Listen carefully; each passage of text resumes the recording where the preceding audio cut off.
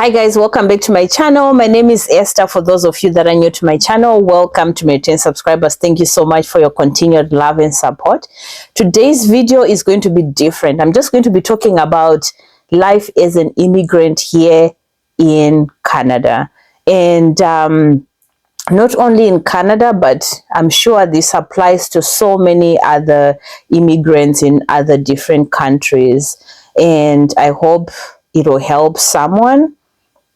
So I'm just going to be talking about what it is that they don't tell you as a new immigrant. And we all come from so many different backgrounds.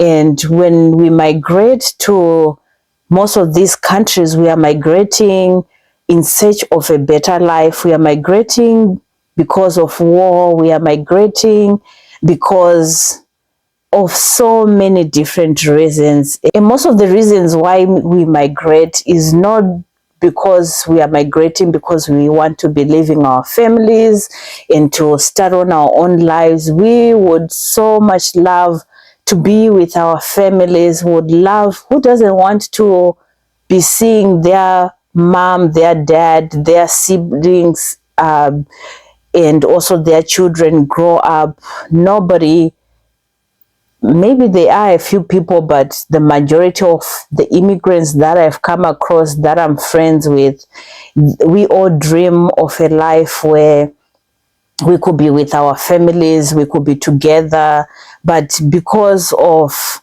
what made us all choose to migrate, it is not possible. So I'll just share a little bit about myself. I left Zimbabwe when I was 20 years old, and right now I'm 43 years old.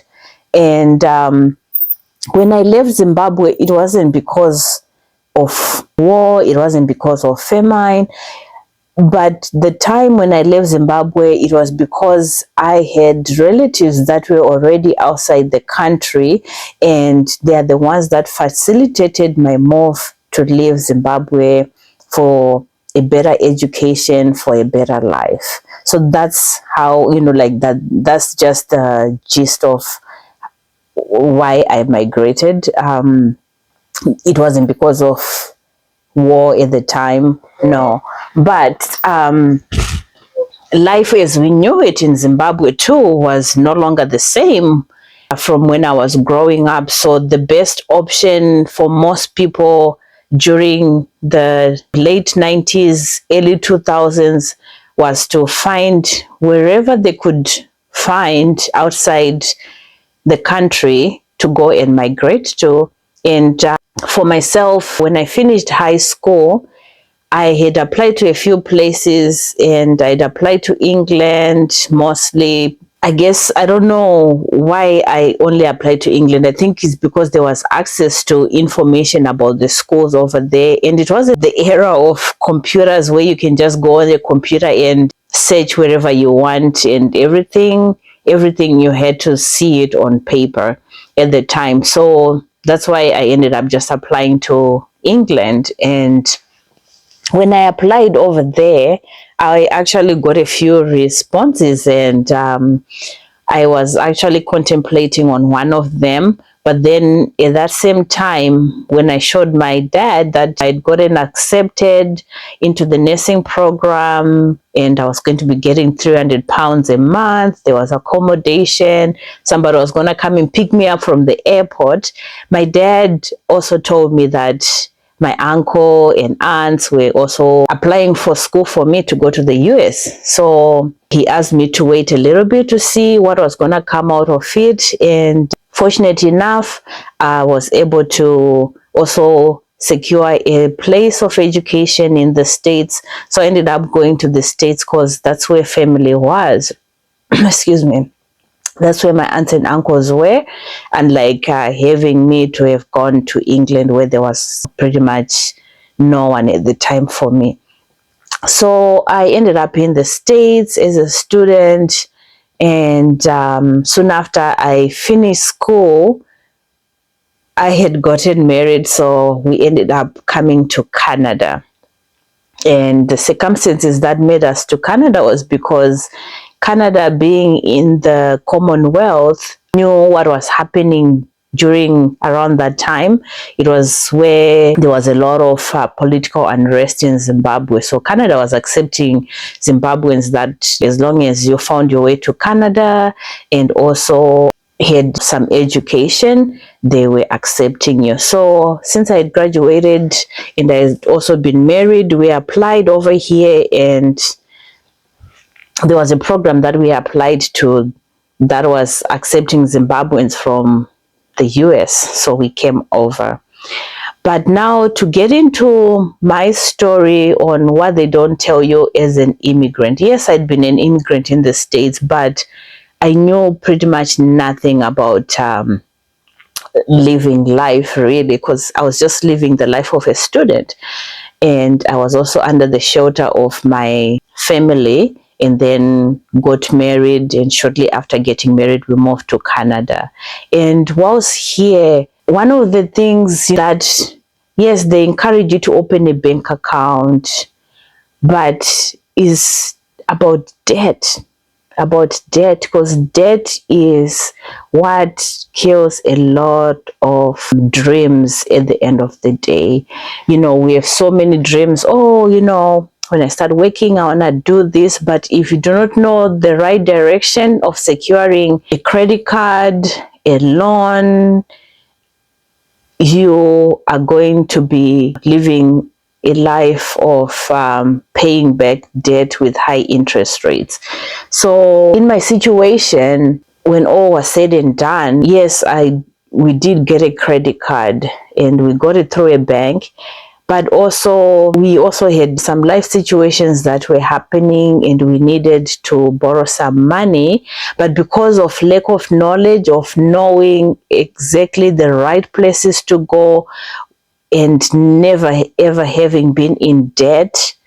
And we come from, when I say we, I'm pretty much referring to me and my husband.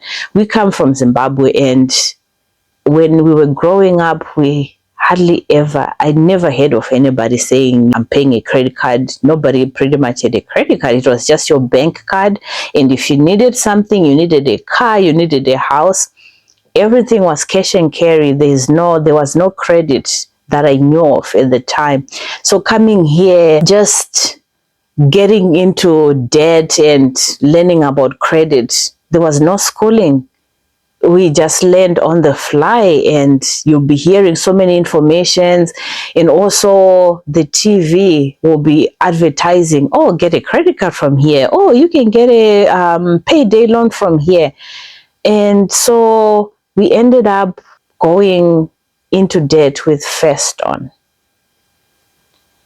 And I tell you, it's a roller coaster, because their interest rates are pretty much like over 30%.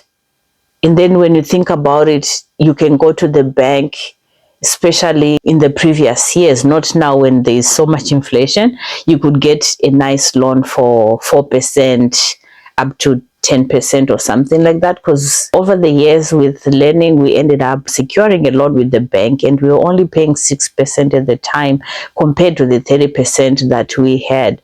And you're getting maybe a $5,000 loan, but that $5,000 loan, I tell you, by the time you're done paying it, you would have paid them $50,000. I just wish there was an avenue to teach new immigrants on just money management. And now having children that have gone through high school, in university, and some are still in high school, and another one in elementary, I just wish they could teach money management at a younger age. And being here in Canada already, having parents that are Canadians, they already know. So I'm sure most people teach their kids at home. But as an immigrant, you're coming into a new country, there's no education about it, this is just new and foreign to you. There should be a way to do it. And that's one of the things that I've learned as an immigrant, just that financial management. So if you can, as a new immigrant, you need to get advice on financial management. Otherwise, all that money that you want to be sending home, all that money that you want to be developing your own country. Yes, we are here in Canada, we are immigrants, we are wherever country we immigrated to, and we assimilate to those countries and we build our new lives. But for the most part, for most of us immigrants, there is always that need for having that secure future, like, come retirement, you want to go retire into your home country, so you want to also invest, right? That's what I was saying, investing in your own country, and that's what I mean by that. We come from so many different backgrounds, and we are always thinking about home. We always think about home. Yes, we are home here, but home is where your roots are. Home is where you were born and raised. And I'm sure that's true for anybody, not only immigrants. So yeah, so that's the first part about the financial part of it. And also the second part is home ownership. Nobody tells you about how to secure a home that you call your own, how to work toward it from the get-go. And that is very important. So like I was saying, when you are introduced to these first loans, cash money places and stuff, and you borrow money from them, that affects your credit, that follows you wherever you're applying now for any type of loan, especially when it now comes to home ownership. They look at all that, and when they see that you have been borrowing from places like Fairstone, I keep on saying Fairstone because that's the place that I think I would say ruined my financial freedom as an immigrant, because I just felt like I just gave them a lot of money when I did not know any better. Now that I know better, I'm doing better, but still, always use them as a reference and also advise others not to go that route. And yeah, so you're trying to build your credit. So home ownership, and also like even your rentals, when you're renting, you need to be keeping up with your payments, and that builds your credit right there.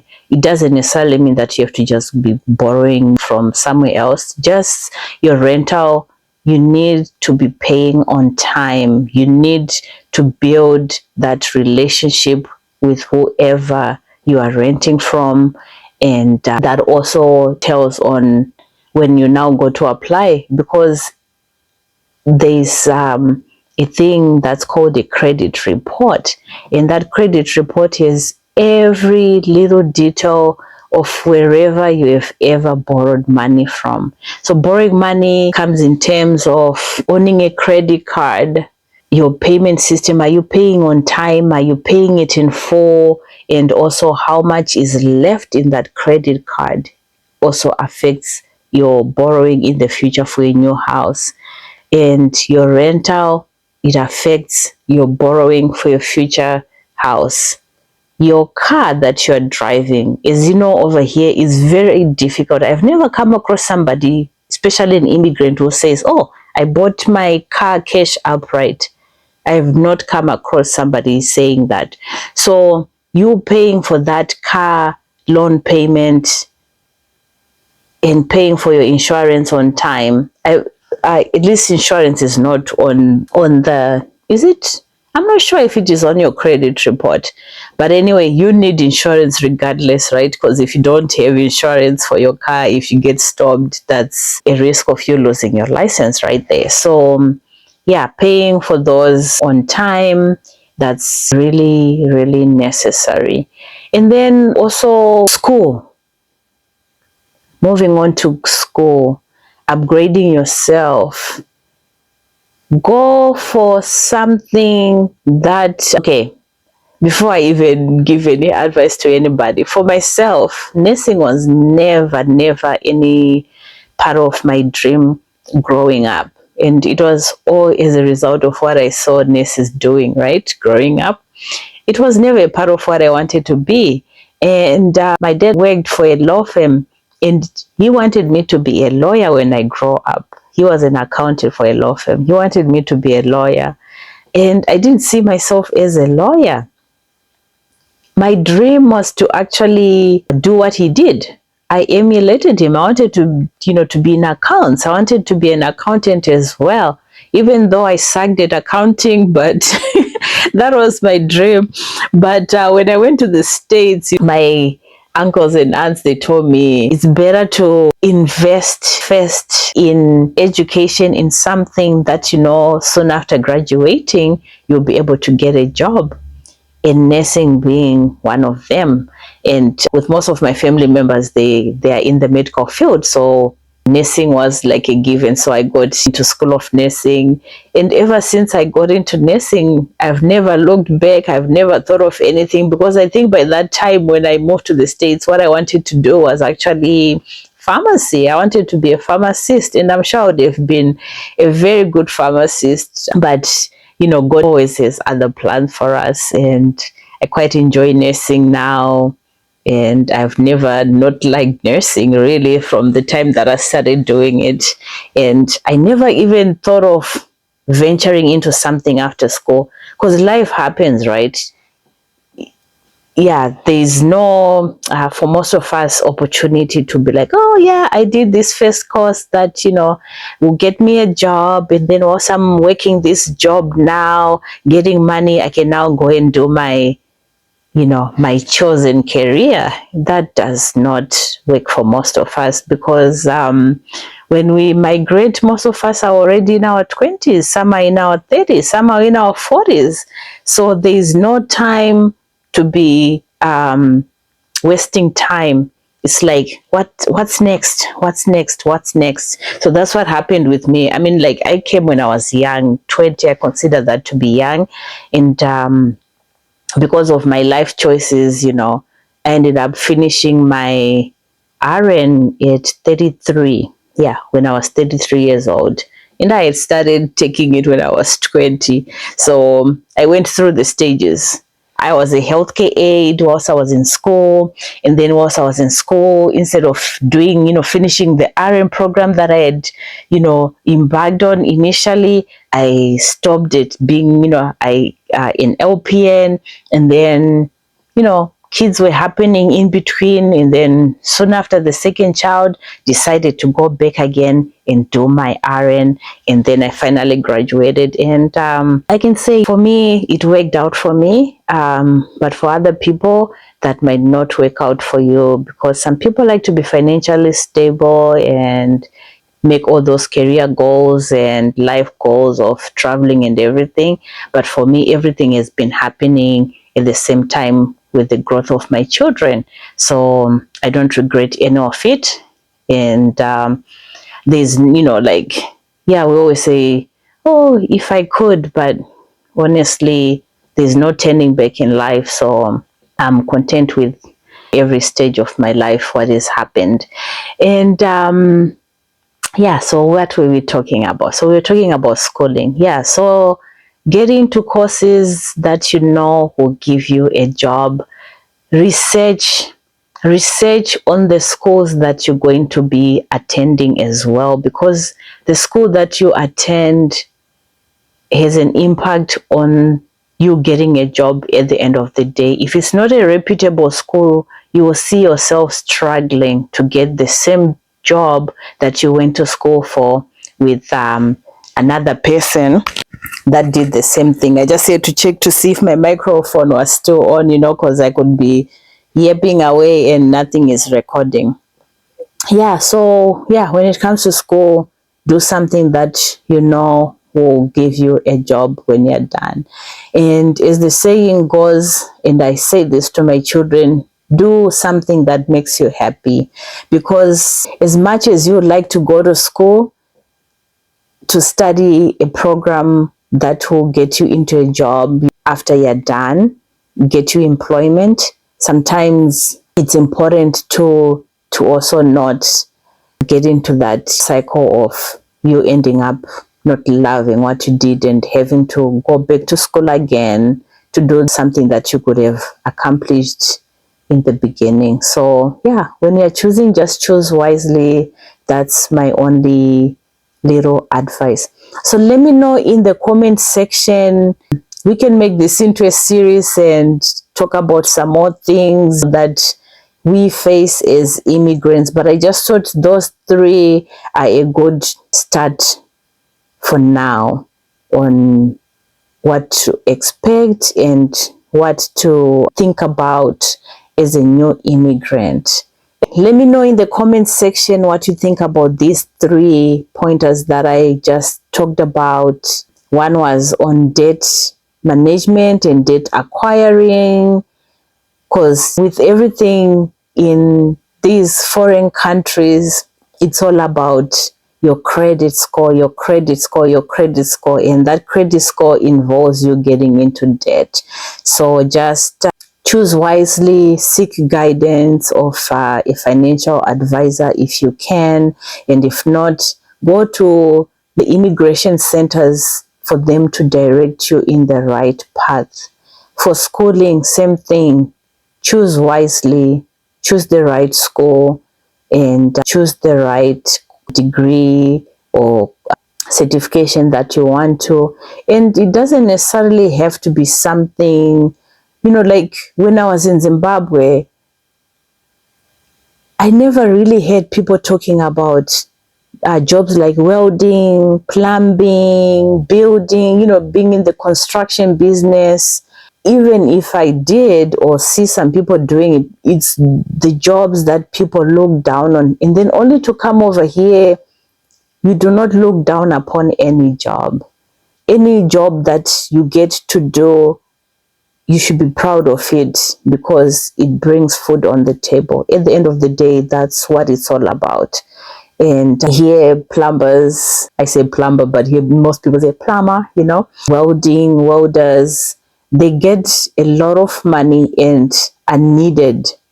So choose those trades, look at those trades and look and see what it is that you might be interested in. Doesn't always have to involve working in an office and wearing, your suit and tie, working 9 to 5. We have shift work, and look into everything. Don't leave any stone unturned when you're looking into what you want to do when you migrate.